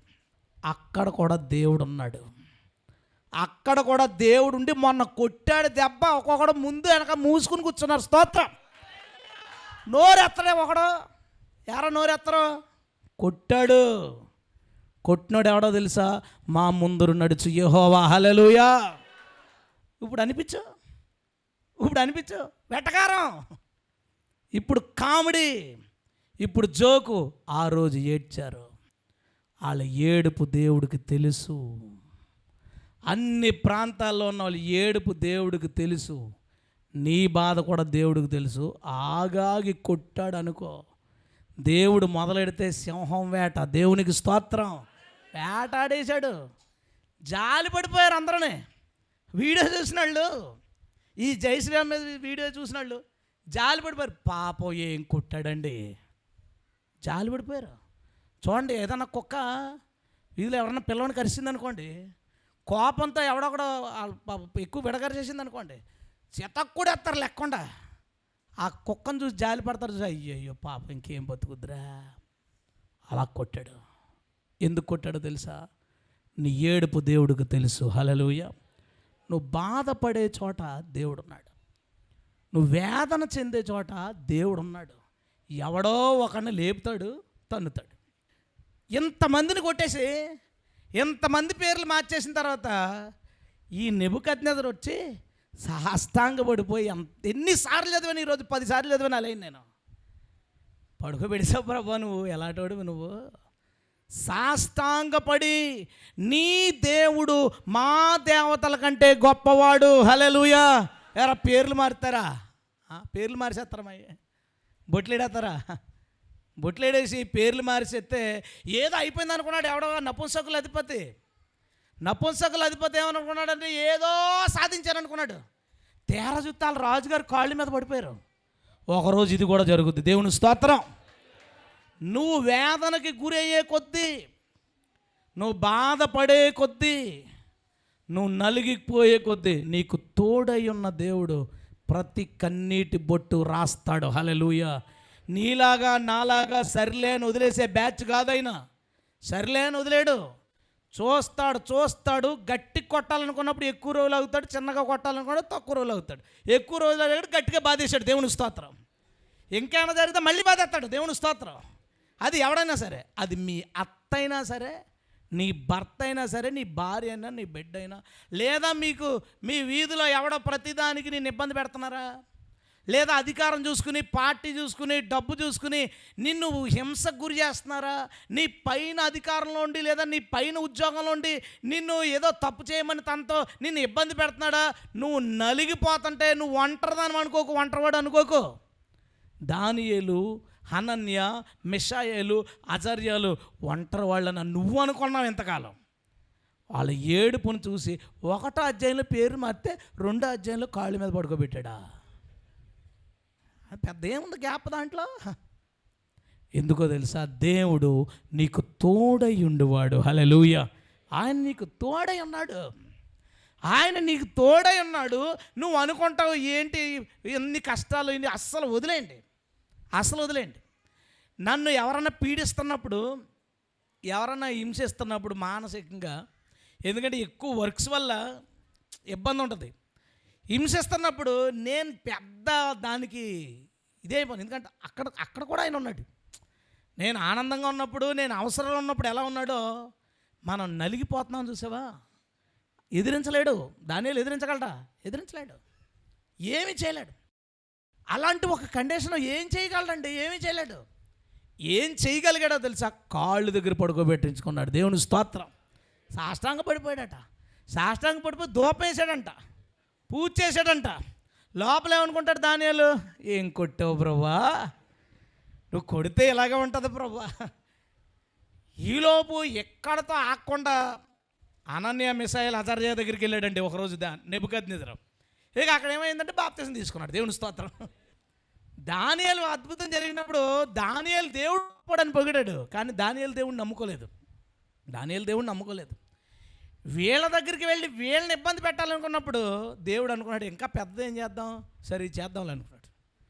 రాశాడు, వీళ్ళ దేవుడే నిజమైన దేవుడు, ఇంకొక దేవుడు లేడు, మా దేవతల కంటే గొప్పవాడు అన్నాడు 2వ అధ్యాయంలో. మా దేవతలు లేరు, బోగస్, ఈయనే దేవుడు. దేవుని స్తోత్రం. కారణం ఏంటి? నలుగుతావే. దేవుని బిడ్డ నలిగే చోట యేసు ఉంటాడు. నలుగుతున్నావా? దేవుడు ఉన్నాడు.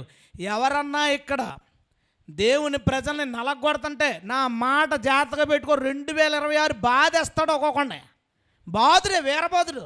అయ్యయ్యో పాపం ఆవిడ కాలు చేయబడిపోయిందా, జాలి పడతారు. మళ్ళీ నన్ను చెప్పించాను అనకన్నా దేవుడు మాట గబుక్కు మళ్ళీ నన్ను అనుకున్నావు కనుక. ఎందుకంటే గబుక్కుని ఇక్కడ ఏమన్నా సరే జరిగిపోతున్నాయి తరతరాలుగా. కానీ ఇది గుర్తుపెట్టుకో.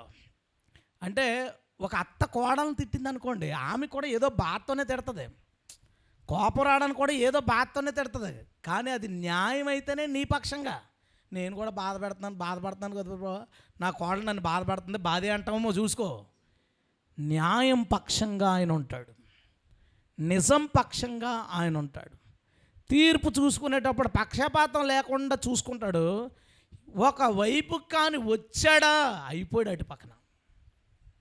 నువ్వు మీ శత్రువుల విషయంలో ఇక మీదట జాలిపడు సుమా.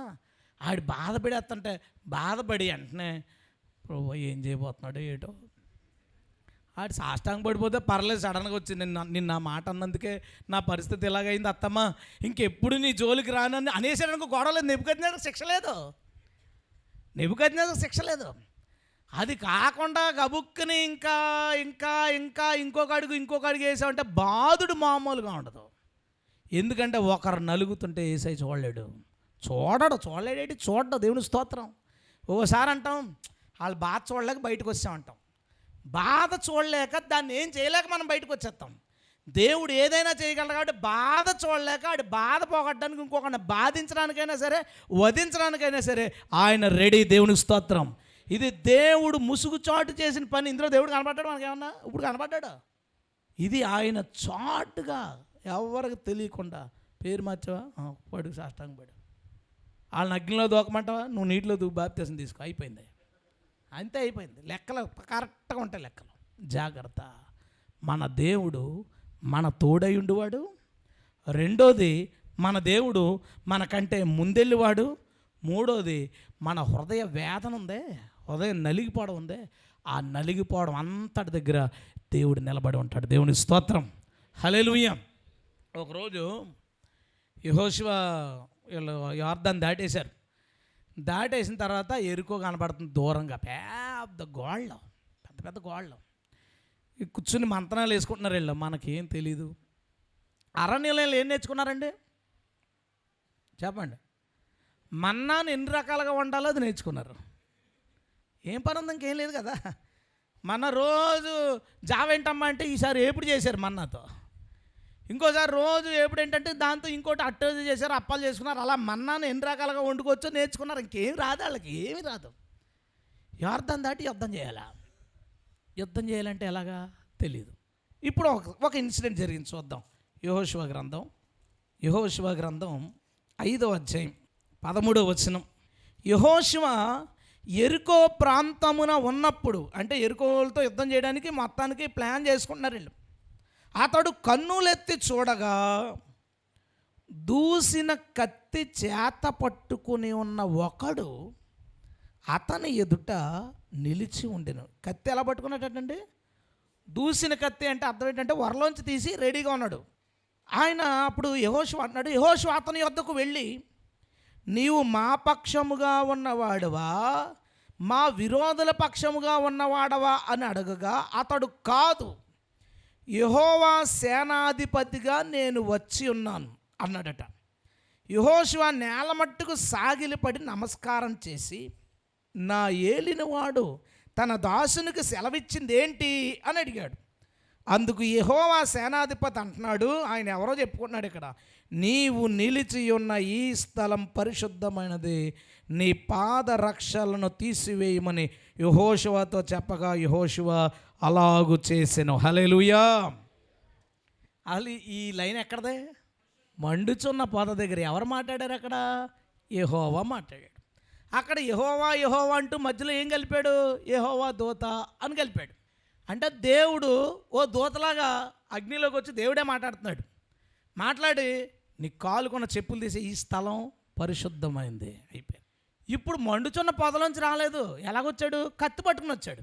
కత్తి దూసుంటే యెహోషువ అనుకున్నాడు, శత్రువులు ఎవడన్నా మన వార్త తెలిసి వచ్చాడేమో, నువ్వు ఎవరి పక్షం అటా ఇటా అన్నాడు. నీ పక్షంగా ఉన్నావు, అయితే ఏం చేయమంటావు అని అడిగాడు. ముందు చెప్పులు తీసే, ఎందుకంటే నేను ఉన్నాను ఇక్కడ, ఇది పరిశుద్ధమైన స్థలం. హల్లెలూయా. అప్పుడు యెహోషువకి ఏమర్థం అవుద్దంటే, నా గురువు గారికి మండుచున్న పొదలో కనబడినాడు, ఇప్పుడు కత్తట్టుకుని కనబడ్డాడు. హల్లెలూయా.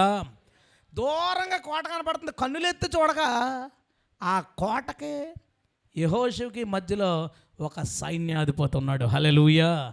మన దేవుడు ఎలాంటి వాడో తెలుసా? వీళ్ళు యుద్ధానికి వెళ్ళాలనుకోండి, వీళ్ళకంటే ముందు యుద్ధానికి ఈయన వెళ్తాడు. దేవునికి స్తోత్రం.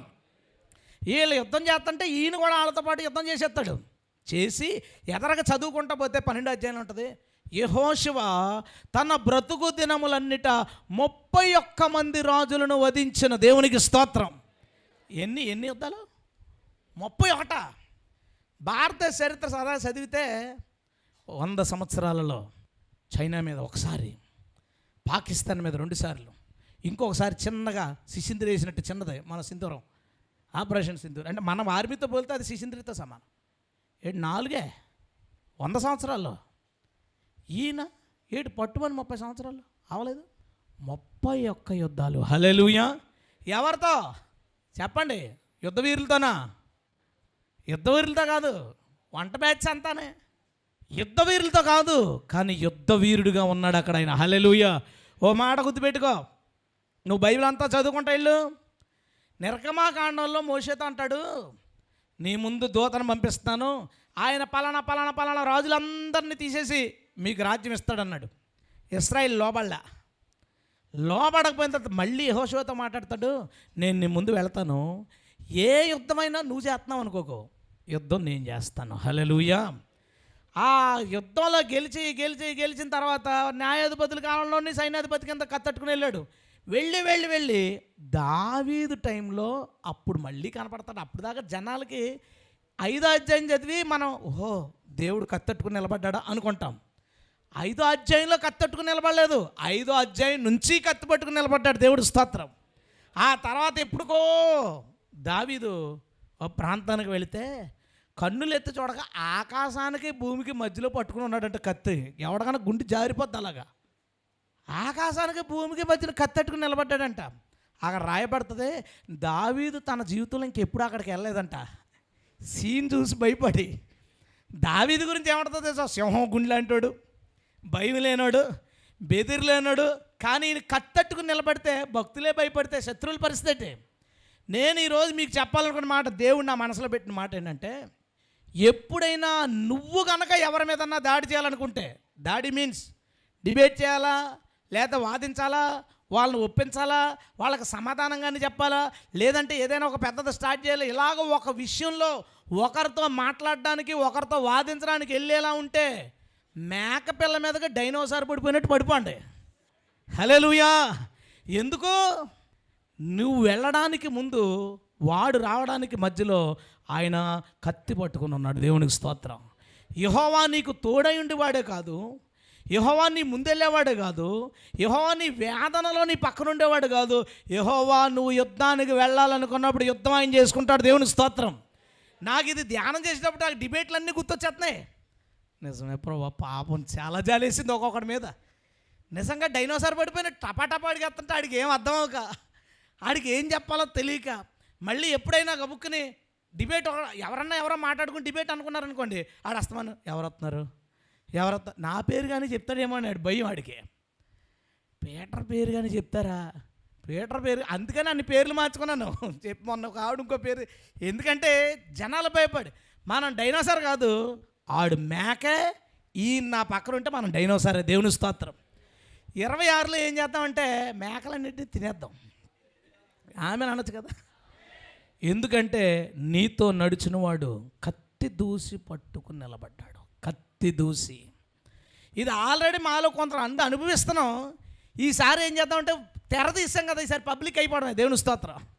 ఇప్పుడు దాకా దేవుడు కనపడటంగా చేయటంగా ఫైట్ చేశాడు. ఇప్పుడు ఏంటంటే నేను సాయంత్రం ప్రభు ముసుగు తీసేస్తాను ఏమనుకోకు. ఈరోజు నువ్వు చాటుమాటుగా మాతో ఎలా ఉన్నావో ముసుగంతా తీసేసి, నువ్వు ఎన్ని పనులు చేస్తున్నావు మా కోసం, ఎంత కష్టపడుతున్నావో వాటన్నిటినీ చెప్పాలనుకుంటున్నాను. దేవునికి స్తోత్రం. మన దేవుడు గొప్ప దేవుడు. హల్లెలూయా. మన దేవుడు నీ పక్షంగా యుద్ధం చేస్తాడు. కంగారు పడిపోతా, అయ్యో ఇప్పుడు ఎలాగ మా ఆయనకి సమాధానం చెప్పాలి అనుకోదు. నేను వెళ్తున్నాను, ముందు కత్తట్టుకుని ఆయన వెళ్తాడు. దావీదులాటోడే భయపడిపోయాడు. అక్కడ చదివినప్పుడు నాకు నవ్వు వస్తుంది.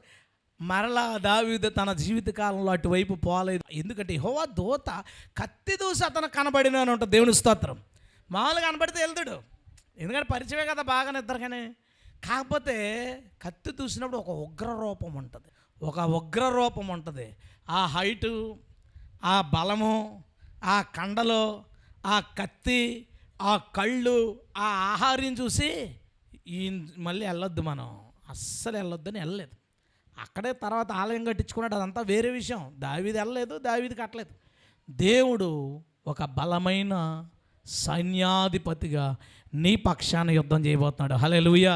కాబట్టి యుద్ధానికి వెళ్ళాలి అంటే ఆలోచించొద్దు, సైన్యాన్ని చూసుకోవద్దు, సామాగ్రి చూసుకోవద్దు, నీ సామర్థ్యం చూసుకోవద్దు, నీ దేవుణ్ణి చూడు. హల్లెలూయా.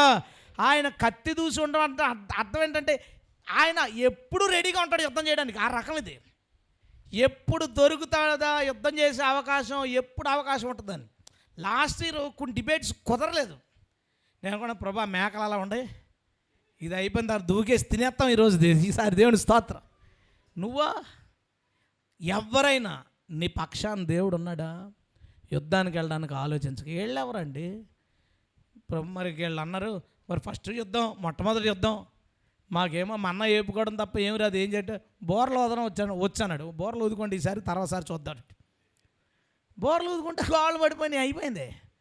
మరి రెండోసారి ఏంటి ప్రభు, నువ్వు చెయ్యొచ్చు చాలు నేను చూసుకుంటాను అన్నాడు. యెహోషువ యుద్ధం చేయట్లేదు, యెహోషువ చెయ్యెత్తాడు, ఆయన కత్తి దించాడు. హల్లెలూయా. ఈయన చెయ్యెత్తాడు, ఆయన కత్తి దించాడు, అయిపోయింది యుద్ధం అయిపోయింది. ప్రతి యుద్ధంలో వారి దండులో, ఇశ్రాయేలీయుల దండులో ఒకడు పొంచి ఉన్నాడు. హల్లెలూయా. నీ దండులో ఒకడున్నాడు యెహోవా. హల్లెలూయా. మనకు టీం ఉంటుంది, 2 3 10 మందో, ఇంకొకరిని వేసుకో ఎక్స్ట్రా. ఈ రోజు నుంచి ఇంకొకరిని వేసుకో. ఇప్పుడు దాకా వేసుకోలేదు, ఉన్నాడు కానీ కనబడలా. ఈసారి నీకు సహాయం చేసే వాళ్ళతో, నీకు సహకారం చేసే వాళ్ళతో, నీకు ఫైనాన్షియల్గాను ఇంకొకలాగా నీకు హెల్ప్ చేసే నెంబర్స్ అన్నిటితో ఇంకొక నెంబర్ యాడ్ చేసుకో. ఆయన పేరు యేసుక్రీస్తు. హల్లెలూయా. వారు దండులో ఉన్నాడు, దండులో ఉండి ఈ దండులోంచి ఆ దండులోకి పోతాడు, పోయి ఆ దండులో వాళ్ళు అందరినీ చంపేస్తుంటాడు. వీళ్ళేమో కత్తులన్నీ నూరు రెడీ పెట్టుకుంటాడు, ఎవడో రాడు. ఈలోపు కొంతమంది దెబ్బలు తగిలిస్తుంటే వాళ్ళని చంపుతుంటారు. వీళ్ళు అదే ఈ విజయం వీళ్ళకి. వీళ్ళ విజయం ఏంటంటే దేవుడు పొడి చేసిన వాళ్ళని పట్టమన్నమాట. దేవుడు కొట్టేసిన వాళ్ళు, దేవుడు తొక్కేసిన వాళ్ళని వీళ్ళు ఎగురు తొక్కుతారు. అదే యుద్ధం. ఇశ్రాయేలు ఏమన్నా ఫ్రెష్ వాళ్ళతో యుద్ధం చేశారంటే దేవుడు బాధేసిన వాళ్ళతో యుద్ధం చేశారు. మన పని కూడా అదే. దేవుడు నీకంటే ముందు సైన్యాధిపతికి వెళ్తాడు, మర్చిపోకు. నువ్వు వెళ్ళాలంటే నీ ముందు యుద్ధం చేయడానికి ఆయన వెళ్తాడు. ఆయన. హల్లెలూయా. ఇంకో యుద్ధం గురించి మీకు చెప్తానండి, ఇంకో యుద్ధం గురించి మీకు చెప్పాలి. దినవృత్తాంతాలు 2వ గ్రంథం 20వ అధ్యాయం 20వ వచనం నుంచి నేను చదువుతాను, జాగ్రత్తగా వినండి. చాలా బాగుంటుంది ఈ ఫ్రేజు. ఇది అయిన తర్వాత మోయాబీయులను, అమ్మోనీయులను, మెయోనీయులలో కొందరును దండెత్తి యెహోషాపాతు మీదకి వచ్చిరి. ఎంతమంది అండి దండెత్తిన వాళ్ళు? 3 రాజ్యాలు. అంతలో కొందరు వచ్చి సముద్ర అవతల నుండి సిరియనుల తట్టు నుండి గొప్ప సైన్యం ఒకటి నీ మీదకి వచ్చుచున్నది, చిత్తగించు. వారు హసఫోన్తామారు అను ఎన్గెదీలో ఉన్నారని యెహోషాపాతుకు తెలియజేశారు. అందుకు యెహోషాపాతు భయపడ్డాడు, యెహోవా దగ్గర విచారించడానికి వెళ్ళాడు. యోదావారు యెహోవాలను సహాయం కోసం వేడుకోవడం కోసం కూడుకున్నారట. యెహోవా యొద్ద విచారించుట యోధా పట్టణాలన్నింటిలో జనులు వచ్చారంట. ఏంటి, పెద్ద సైన్యం వచ్చేస్తున్నారు, ఇక అయిపోయింది మన పని అనుకుని. అప్పుడు యోధా యెరూషలేములో జనుల మధ్య నిలబడి యెహోషాపాతు ఇలా అంటున్నాడు, మా పితరుల దేవా యెహోవా, నీవు ఆకాశమందు ఆసీనుడు అయి ఉన్నావు, అన్యజనుల రాజ్యములను ఏలువాడవు నీవే. నీవు బాహుబలము గలవాడు, పరాక్రమము గలవాడు. నిన్ను ఎదిరించుటకి ఎవ్వరికీ బలం చాలదు. నీ జనులైన ఇశ్రాయేలు ఎదుటి నుంచి ఈ దేశపు కాపురస్తులను తోలివేసి నీ స్నేహితుడైన అబ్రహాము యొక్క ఎంత బాగుందండి మాట, నీ స్నేహితుడైన అబ్రహాము యొక్క సంతతికి దీన్ని శాశ్వతంగా ఇచ్చిన మా దేవుడు నువ్వే. వారు ఇందులో ఉన్నారు కానీ మళ్ళా దీన్ని ఆక్రమించడానికి వస్తున్నారు ప్రభువా. ఐగుప్తులను తీసుకొచ్చి ఇది ఇచ్చావు కదా, వాళ్ళు పాడు చేయడానికి వస్తున్నారు. చూడండి 12వ వచనం, మా దేవా నీవు వారికి తీర్పు తీర్చవా, మా మీదకి వచ్చు. ఈ గొప్ప సైన్యముతో యుద్ధం చేయుటకు మాకు శక్తి చాలదు, ఏమి చేయుటకు మాకు తోచదు, నీవే మాకు దిక్కు అని ప్రార్థన చేసాను. హల్లెలూయా. ఎంత బాగుందండి ప్రేయర్. అయిపోయింది, ఇంకా ఛాన్స్ లేదు, పోతాం. అప్పుడు అందరిని నిలబెట్టి నిలబడి అంటాడు, యెహోవా మా దేవా, మాకు బలం చాలదు, ఇక మాకు దిక్కు నువ్వే. నువ్వు ఇచ్చింది లాక్కుందామని చూస్తున్నారు ప్రభు. అసమర్థులు వారి దాడికి వచ్చారు, ప్రార్థన చేసుకున్నారు. ప్రభు ఏమన్నాడంటే, మీరు ఇంక కంగారు పడకండి, నేను చూసుకుంటాను అన్నాడు. అన్న తర్వాత 21వ వచనం, మరియు అతడు జనులను హెచ్చరిక చేసిన తరువాత యెహోవాను స్తుతించుటకు గాయకుల్ని ఏర్పరిచి వారు పరిశుద్ధాలంకారములు ధరించి సైన్యం ముందర నడుచుచు యెహోవా కృప నిరంతరముండును, ఆయనను స్తుతించుడి అని స్తోత్రము చేయుటకు వారిని నియమించెను. హల్లెలూయా. సీన్ ఆలోచించండి. ఇటుపక్క వీళ్ళ రాజ్యం కంటే పెద్ద సైన్యంతో వాళ్ళు వస్తున్నారు. యుద్ధానికి ఏం చేయాలి? ఇప్పుడు ఆయుధాలు సమకూర్చుకుని రెడీ చేసుకుని ఇదంతా చేయాలి. ఏం చేయమన్నాడంటే దేవుడు, పాడండ్రా. ఏమన్నాడు? పాటలు పాడమన్నాడు. పాటలు పాడమన్నాడు ఏంటి? సర్లే అని ఒక బ్యాచ్ని రెడీ చేశారు. బ్యాచ్ని రెడీ, మ్యూజిక్ వాయించేవాడు ఒకడో, పాటలు పాడేవాడు ఒకడో, చప్పట్లు కొట్టేవాడు ఒకడో, ఆరాధన చేసేవాడు ఒకడు. రాజ్యంలో ఏం చేసుకుంటున్నారు? ఆరాధన చేసుకుంటున్నారు. జనరల్గా మనకు ఏదైనా మేలు జరిగిందనుకోండి, కృతజ్ఞత కొడుకు పెట్టుకుని పాటలు పాడి ఆరాధన చేసుకుంటాం. అక్కడ శత్రువు మీదకు వస్తున్నాడు. ఇక్కడ ఆరాధన చేసుకుంటున్నారు వాళ్ళు. వారు పాడుటకు స్తుతించుటకు మొదలు పెట్టగా యెహోవా యోధా వారి మీదకి వచ్చిన అమ్మోనీల మీదను మోయాబీల మీదను సేయూరు మన్యవాసుల మీదను మాటుగాండ్రను పెట్టెను గనుక వారు హతులైతిరి. ఎవరిని పెట్టాడట? మాటుగాడంటే ఎవరో తెలుసా? వెనకాల తుప్పలో దాక్కుంటాడు వీడు. ఈ సైన్యం ఇలా రాగానే వీళ్ళు వెనకాల వచ్చి పొడిచేశారంట. నేను ఇందాక చెప్పిన 4వ పాయింట్ ఏంటంటే, నువ్వు ఎవడి మీదన్నా యుద్ధానికి వెళ్ళినప్పుడు ఆడి మీద పడిపో. ఎవడన్నా నీ మీదకి యుద్ధానికి వస్తున్నప్పుడు పాటలు పాడు. యెహోవా నీ మాటుగాడు, దేవుని స్తోత్రం. యెహోవా నీ మాటుగాడు. ఇది ఆఖరి విషయం చెప్ప. వీళ్ళు ఆరాధన చేసుకుంటే యెహోవా మాటుగాడిని పెట్టడం ఏంటండి? వీళ్ళు పెట్టుకోవాలి యుద్ధానికి. ఎవరన్నా పెట్టి ఏం చేయలేదు. యెహోవా వారి వెనకాల ఒక సెక్షన్ పెట్టాడు. వీళ్ళు వీళ్ళ మీదకి వస్తుంటే వీళ్ళు ఆ శత్రువుల మీద పడ్డారు. వెనకాల నుంచి పొడి చేస్తుంటే వీళ్ళు ఎవరు అర్థం లేదు వాళ్ళకి. మనం వెళ్ళిన యుద్ధం ఏంటి? వాళ్ళందరూ అనుకుంటారు ఇది వాళ్ళ చేసిన పనే. వాళ్ళు చేసిన పని కాదు, వాళ్ళు దేవుడు చేసిన పని. దేవుడి స్తోత్రం. ఇది వాళ్ళు చేసిన పనే. చాలాసార్లు నీ శత్రువు ఆడు ఉద్యోగం పోయినప్పుడు వీడే ఎవరికో చెప్పి కాదు, మాటుగాడు కొట్టాడు దెబ్బ. దేవుని స్తోత్రం. ఇది మాటుగాడి దెబ్బ. ముందుదేమో సైన్యాధిపతి దెబ్బ, మీదడిపోతాడు. ఇదేంటంటే వెనకాల నుంచి చేసేస్తాడు. నా దేవుడు నాకు మాత్రం ఎప్పుడు మాటుగాడే. దేవుని స్తోత్రం. నేను మాట చెప్తాను, నీకు నాకు కూడా. నువ్వు యుద్ధానికి వెళ్తుంటే ఆయన సైన్యాధిపతి, నీ మీదకి ఎవడన్నా యుద్ధానికి వస్తే ఆయన మాటుగాడు. హల్లెలూయా. ఆయన నీకు మాటుగాడుగా ఉన్నాడు, నీ వెనకాల ఉన్నాడు. ప్రవచనంలో మాట వచ్చింది, నా కుమారుడా నేను నీ ఎదుట నీ ముందు నీ వెనక నేను ఉన్నానట. ప్రసంగం అది చెప్పేసావు, హింట్ ఇచ్చావు, కానీ ఎవరికి అర్థం అవ్వదు. అంత పెద్ద బురకాయలు కాదులే అనుకున్నాను. ఇది కూడా చెప్తేనే అర్థమవుతుంది. నా ముందెళ్ళే సైన్యాధిపతి, నా వెనకొచ్చే మాటుగాడు. హల్లెలూయా. ఎవరన్నా అనే దర్శనం వచ్చింది, నీ మీద ఎవరో పెద్ద ప్లాన్ చేస్తున్నారు. నేను కూడా ఆడెనకలు ఇంకొకటి ప్లాన్ చేస్తున్నారు. నా మీద చాలా పెద్ద ప్లాన్ చేస్తాను, నిజమే. ఆడెనకాల ఇంకొకటి ప్లాన్ చేశాడు, అతని పేరే మాటుగాడు. హల్లెలూయా.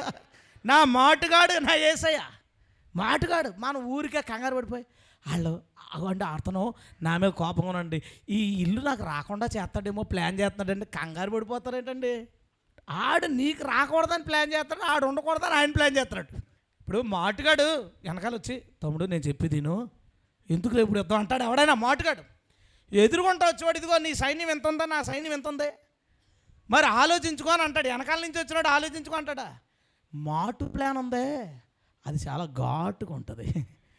అది కొట్టిన తర్వాత కేసు ఉండదు, మ్యాటర్ ఉండదు, విషయం మనకు తెలియదు. ఇందాక సోదరుడు సాక్ష్యం చెప్తా, చాలా భయపడి కురుంగిపోయి కంగారు పడిపోయానండి.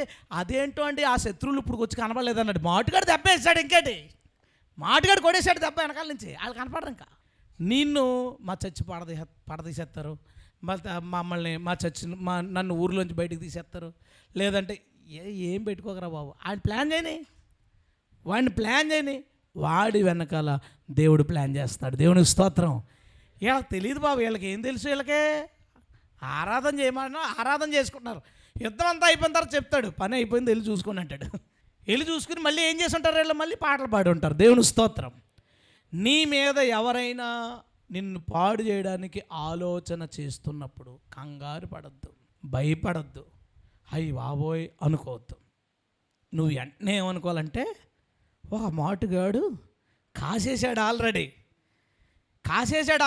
కాసి ఈడి ఇలాగ బార్డర్ దాటగానే వెనకాల నుంచి వచ్చి, అసలు ఈ మనుషులు ఎక్కడి నుంచి వచ్చారు నాకు అర్థంలే. వీళ్ళు ఎవరు, వీళ్ళు ఎక్కడి నుంచి వచ్చారు, ఎక్కడి నుంచి వస్తారు, పైనుంచి దింపుతాడు అవసరమైతే. దేవునికి స్తోత్రం. పైన వాళ్ళకి ఇంకా ఏం పని ఉందో అత్తమని పాఠం పెడతారు, ఒకసారి దిగండి అంటాడు అంతే. ఇప్పుడు పరలోకంలో యుద్ధం చేయించాలి వాళ్ళతో, ఒక అరగంట ఆపమని అరగంట సేపు యుద్ధం చేయించాడు వాళ్ళతో. అరగంటతో ఆయన పంపిస్తుంది, మళ్ళీ పాట స్టార్ట్ చేశారు. ఇప్పుడు ఏంటంటే ఓ బ్యాచ్ని సరే మీరు పాట అంటే మీరు దిగండి అంటాడు అనమాట. నీ పక్షంగా వాళ్ళు ఉన్నారు. హల్లెలూయా. నువ్వు ఏం కంగారు పడక, అసలు ఏం భయపడద్దు, అసలు తల వెంట్రుకంత భయపడద్దు. నేను ఎప్పుడో 2013 అనుకుంటా అప్పుడు అప్పుడు ఒక ఆయన దర్శనం చూసి నాకు చెప్పాడు, నా వెనకాల బోలెడు మంది సైన్యం ఉన్నారని. వీళ్ళందరి పని ఏంటి చెప్పండి, నన్ను కాపాడుకోవడమే. మరి నాకెందుకు కంగారు? వీళ్ళందరి పని రాత్రి పగల మీ డ్యూటీ ఏంటంటే పీటర్ని కాపాడుకోవడం. మరి నీకేసిన దూతల డ్యూటీ ఏంటి? వాళ్ళేమో అర్సజమ్మ ఆడుకోవడానికి వచ్చారు నీ కూడా. వాళ్ళ పని వాడు నేను కాపలాగాడు, నీకు ఎందుకు కంగారు? విశ్వాసం లేనివాళ్ళుగా ఉండొద్దు. 2026 అయితే డైనోసార్లో దూకేయడం లేదా మాటుగాడితో కొట్టించేయడమే. ఇంకా నువ్వు ఏం ఆలోచించాల్సిన పని లేదు, దేవుడు నీతో ఉన్నాడు. హల్లెలూయా. ఈ 5 కోణాల్లో దేవుడు మనతో ఉన్నప్పుడు మన ముందు ఎవడు నిలవగలరు? ఆ మాటే రాశాడు. ఏమన్నా తెలుసా? ఇదిగో దేవుడు నీతో ఉన్నాడు, నీకు ముందుగా వెళ్ళను, నీ ఎదుట ఎవడో నిలవలేడు. హల్లెలూయా. నేను సేవకు వచ్చిన కొత్తలో నాకు దేవుడిచ్చిన వాగ్దానం అది, నీ ఎదుట ఎవడో నిలవలేడు. నిలవడానికి వస్తున్నారు కానీ పని అవ్వట్లేదు. మధ్యలో ఇంకొకడు ఉంటాడు కదా కత్తెట్టుకుని, ఎవరో మన సైన్యాధిపతి. హల్లెలూయా. కాబట్టి పని అవుదాం. ఇక నిన్న మొన్న ఓ మీటింగ్ నుంచి వచ్చేస్తాం, మన టీం వాళ్ళు కలిసినప్పుడు సార్ నిన్నే మాట్లాడతా ఈ అవగాహన సదస్సులు ఉంటాయా నెక్స్ట్ ఇయర్ అంటే, ఉంటాయి, ఎందుకు ఉండవు, బోల్డ్ ఉంటాయి, తప్పకుండా చేస్తా, దేవుడు మాట్లాడాడని చెప్పాను. అటుపక్క అంటాడు, అన్న నిన్ను కనుక ఎవరైనా చంపితే చాలామంది ఫీల్ అయిపోతారు, అబ్బా నేను చంపలేకపోయినట్టని అంతమంది వెయిట్ చేస్తున్నారు. నేను మనసులో అనుకున్నాను, వెనకాలకు బ్యాచ్ ఉంది మాటుగాడు, ఆడు అనుకుంటే మాత్రం నేను ఏమైనా పెద్ద కండ్ల వీరున్నా, 6 అడుగులు ఏమైనా ఆజానుభావున్నా, మనం ఏంటి అంటే మాటుగాడిని కలిగి ఉన్నాం. దేవుని స్తోత్రం. ఆ మాటుగాడు నీకు ఉన్నాడు. నువ్వు చూసిన రోజు నేను నవ్వాను అంటే, మనం ఒకరే ఇలా సాగు గురించి నవ్వుకుంటామే అంటున్నాడు. మనం ఒకరే కాదు, నేను కాదు నవ్వాల్సింది, నువ్వు ఆనందవుతావు, నీకేంటి సమస్య, నాకు కదా. నేను నవ్వడానికి కారణం ఏంటంటే నా వెనక నా ముందు నా దేవుడు ఉన్నాడు. హల్లెలూయా. పైగా దేవుడు ఎవరినో కూల్ చేయడానికి మాత్రం నా దగ్గర ఉండడం. నీ దగ్గర కత్తి దూసి ఉన్నాడా? దేవుడు రాజీ చేయడానికి లేదు అక్కడ. దేవుడు రాజీ చేయడానికి నిలబడలేదు. మాటుగాడు ఉన్నాడా? కాలు అడ్డు పెట్టి పడగొట్టడానికి లేడు. నీ దేవుడు నీతో ఉన్నాడు. హల్లెలూయా. ఎప్పుడు ఉన్నాడు? ఎప్పుడు ఉన్నాడు. ఒక భయంకరమైన సందర్భం నీ మీదకు వస్తున్నప్పుడు అయిపోయిందని అనుకోవద్దు, ఇది రైట్ టైమా, దూకేస్తాడు రంగంలోకి. దేవుని స్తోత్రం. లేదా ఒక చోటకి వెళ్ళాలి, అక్కడ ఎలారా బాబు ఏంటో, ఎవరు తెలిసిన వాళ్ళు ఎవరు ఉంటారు, ఎలా కొనాలో ఏది కొనాలో ఏంటని అనుకోవద్దు.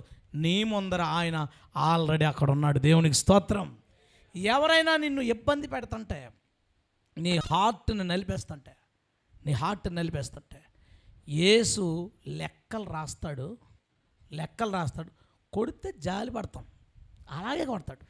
ఈ మాటను గుర్తుపెట్టుకో, కొడితే జాలి పడతారు జనం. దేవునికి స్తోత్రం. జాలే, అయ్యో పాపం. మొన్న ఒక ఆయన ఆ వీడియో గురించి అన్నాడు, పాపం స్లీపింగ్ పిల్స్ వేసి పడుకుని ఉంటారండి అలా అన్నాడు. జాలి పడ్డం కదా, ఎవడో మాట్లాడలేదట అని అడిగితే స్లీపింగ్ పిల్స్ వేసుకుని పడుకుంటారండి. ఎందుకు అలా కొట్టాడో చెప్పనా? దేవుని ప్రజలు బాధపడుతుంటే దేవుడు నలిగిపోతాడు. హల్లెలూయా. ఆ కోపంలో కొట్టే దెబ్బ క్యాలిక్యులేషన్ ఉండదు దానికి. ఇప్పుడు ఆవేశంలో కొట్టే దెబ్బకి క్యాలిక్యులేషన్ ఏముంటుందండి? ఇప్పుడు పిల్లల్ని కొట్టేటప్పుడు క్యాలిక్యులేట్ చేసి కొడతాం. పావును కొట్టేటప్పుడు ఇంత కొడితే ఇక్కడ ఏమన్నా పావును కొట్టేటప్పుడు క్యాలిక్యులేషన్ ఉంటుంది. మిస్ అయితే కర్ర ఇరిగిపోతే అంత గట్టి కొడేద్దాం. దేవుడు ఎమోషనల్గా ఫీల్ అయినప్పుడు కొట్టే దెబ్బ ఉంటుంది. ఇంకా ఉంది, మన దేశానికి ఇంకా చాలా ఉన్నాయి. మన దేశంలో ఉన్న ఈ దుష్టులకి, దుర్మార్గులకి, దేవుని ప్రజల్ని ఏడిపించిన వాళ్ళకి ఇంకా చాలా ఉన్నాయి. ఎందుకు అన్నీ ఉన్నాయి అంటే, అక్కడ వదిలేసాడు ఎటు నెబుకద్నెజర్ని. బాప్తిసం దాకా తీసుకెళ్ళాడు కదా. ఎంతకాలం దేవుని సంఘం హింసించబడుతుందో అంతకాలం బాధుడే. దేవునికి స్తోత్రం. ఇక బాధుడే ఉంటుంది. నువ్వు బాధపడిపోయినప్పుడు ఎవరు లేరు అనుకురే చూస్తున్నాడు. ఇంకొంచెం ఎక్కువ బాధపడితే ఇంకొంచెం ముందు కొడతారు కాబట్టి ఎక్కువ బాధపడిపో. ప్రభా నా దేశం ఏంటి ప్రభా అని తెగ ఏడిసే. నువ్వు ఏడ్చేసినప్పుడు నీ ఫీలింగ్ ఎలా ఉండాలి తెలుసా? ఎంతసేపు ఏడిసాను కాబట్టి ఏదో ఒకటి స్టార్ట్ చేసి ఉంటాడు. ఎంత పిల్లలండి, యవన పిల్లల్ని పేర్లు మార్చేసి, తప్పు కదండి, దానియాల పేర్లు మార్చచ్చా? తప్పే కదా. మరి తప్పు చేస్తే ఊరుకుంటాడా? ఊరుకోడు. పేర్లు మార్చేసి వాళ్ళకేమో వీళ్ళ విగ్రహాలు దేవతల పేర్లు ఎడితే చూశాడు కొట్టాడు దెబ్బ, అంతే. నీవు ఎప్పుడైనా ఏదైనా సాధించడానికి వెళ్ళాలనుకుంటే, ఎవరినైనా గెలవడానికి వెళ్ళాలనుకుంటే, వాళ్ళు ఎంత పెద్దోళ్ళైనా ఆలోచించక సుమా. దావీదు సందర్భం నేను ఎందుకు చెప్పానో తెలుసా? బైబిల్లో పాత నిబంధనలకెల్లా ధైర్యవంతుడు దావీదే. 13వ సంవత్సరంలో సింహాన్ని జూలెట్టుకుని కొట్టు చెప్పడం ఏంటండి? అలాంటోడు చాలా సంవత్సరాలు అయిపోయిన తర్వాత, 70 సంవత్సరాలు 60 సంవత్సరాల వయసు వచ్చేసిన తర్వాత ఎంత బలాన్ని పొందుకుని ఉంటాడు, ఎంత సింహం గుడితో ఉంటాడు, ఎన్ని అద్భుతాలు చూశాడు. అలాంటోడు వణికిపోయి తన లైఫ్లో ఎప్పుడన్నా ఎవరన్నా అడిగి దావీదు ఆడికి వెళ్దాం అంటే అక్కడ మాత్రం రానన్నాడు. ఏ అంటే కత్తి చూసినాడు, అలా ఉన్నాడు. అలాంటోడు నువ్వు యుద్ధానికి వెళ్ళేటప్పుడు నీ ముందు ఉంటాడు, నీ మీద యుద్ధానికి వెళ్ళాలనుకున్నప్పుడు మాటుగాడిగా ఉంటాడు. హల్లెలూయా. మన దేవుడు తోడయ్యుండు. దేవుడు మూల వచ్చిన మళ్ళా చూద్దాం ముగించుకునే ముందు. ద్వితీయోపదేశకాండం 31వ అధ్యాయం 6 నుంచి చదువుతాం. భయపడకుడి, వారిని చూచి దిగులు పడకుడి, నీతో కూడా వచ్చువాడు నీ దేవుడైన యెహోవాయే. హల్లెలూయా. సైన్యాధిపతి కాదురా బాబు, యెహోవాయే. ఆయన నిన్ను విడువడు, నిన్ను ఎడబాయుడు. మరియు మోషే యెహోషువతో అన్నాడు, నీవు నిబ్బరము కలిగి ధైర్యముగా నుండుము. యెహోవా ఈ ప్రజలకిచ్చుటకు వారి పితరులతో ప్రమాణం చేసిన దేశమునకు నీవు వీరితో కూడా పోయి దానిని వారికి స్వాధీనపరచవలను. నీ ముందర నడిచేవాడు. ఇందాకేమన్నాడండి, మీతో నడిచేవాడు అన్నాడు. నా 6వ వచనంలో నీతో కూడా అన్నాడు. ఇక్కడ ఏమన్నాడు తెలుసా? నీ ముందర నడుచువాడు యెహోవా, ఆయన నీకు తోడయుండును, ఆయన నిన్ను విడువడు, నిన్ను ఎడబాయుడు. హల్లెలూయా. దీన్ని నువ్వు నమ్ము. మనలో వాళ్ళు ఎవరైనా ఎవరి చేతిలో అన్నా చచ్చిపోతే ఇప్పుడో ఎప్పుడో, దానికి అర్థం మన ఆయుష్ అయిపోయి ఏదోలా తీసుకెళ్ళిపోదాం.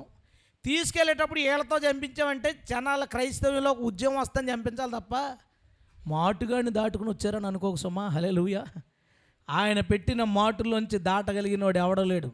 ఎలకల బోన్లోంచి ఎలకలు తప్పించుకోవడం తెలుసు, ఆయన బోన్లోంచి ఎవడు తప్పించుకుంటాడు? ఎవడ తప్పించుకోలేడు. ఆయనను దాటి మాత్రం కాదు. ధైర్యంగా ఉండు. ఈ సంవత్సరం అంతా విశ్వాసంతో ఉండు, సంతోషంగా ఉండు. దేవుడు నీతో ఉన్నాడు. హల్లెలూయా. నీకు ఏం కావాలో ఆయనకు తెలుసు. అప్పుడు ఇవ్వాలంటే అప్పుడే కనపడతాడు, ముందే సెట్ చేయాలంటే ముందే సెట్ చేస్తాడు. నిన్ను బాధ పెట్టేవాళ్ళని ఉంచకూడదనేది ఆయన ఆలోచన ఎప్పుడు అదే. దేవుని యొక్క సైకాలజీలో పాయింట్ చెప్తున్నాను చూడు.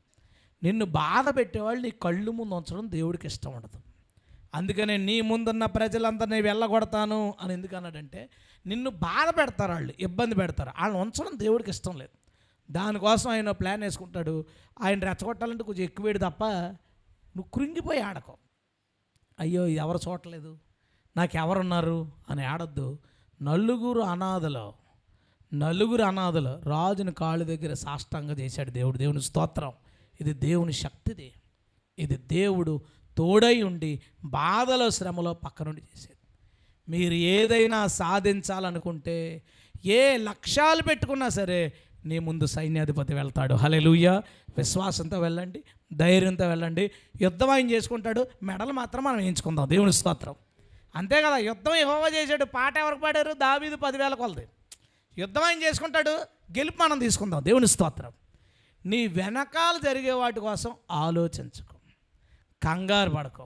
వెనకాల జరుగుతుంటే మనం చేయాల్సిన డ్యూటీ ఏంటి? చదివాం ఏంటి? పాటలు పాడటం అండి. శత్రువులు వెనకాల పెరిగిపోయారు అనుకోండి, పాటలు పాడుకోని స్తోత్రం వస్తాడు మాటుగాడు, స్తోత్రం వస్తాడు మాటుగాడు వస్తాడు. నీ శత్రువు నీకెన్నడూ కనబడ్డా.